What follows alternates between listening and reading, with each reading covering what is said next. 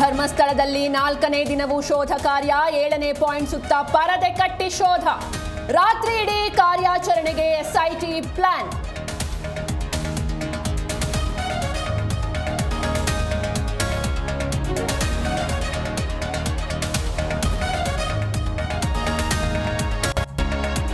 ಧರ್ಮಸ್ಥಳದಲ್ಲಿ ಶವ ಹೂತಿಟ್ಟ ಪ್ರಕರಣ. ಗೃಹ ಸಚಿವರ ಭೇಟಿಯಾದ ಪ್ರಣವ್ ಮೊಹಾಂತಿ. ಬೆಂಗಳೂರಿನ ಪರಮೇಶ್ವರ್ ನಿವಾಸದಲ್ಲಿ ಚರ್ಚೆ.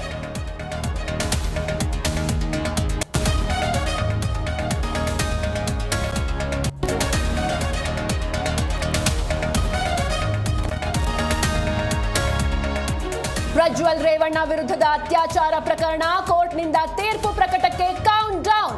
ದೋಷಿ ಎಂದು ಸಾಬೀತಾದ್ರೆ 10 ವರ್ಷ ಜೈಲು ಫಿಕ್ಸ್.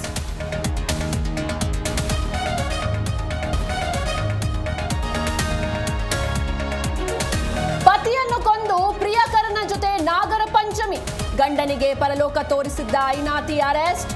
ಕೊಪ್ಪಳದ ಬೂದಗುಂಪ ಗ್ರಾಮದಲ್ಲಿ ವಿಲಕ್ಷಣ ಘಟನೆ.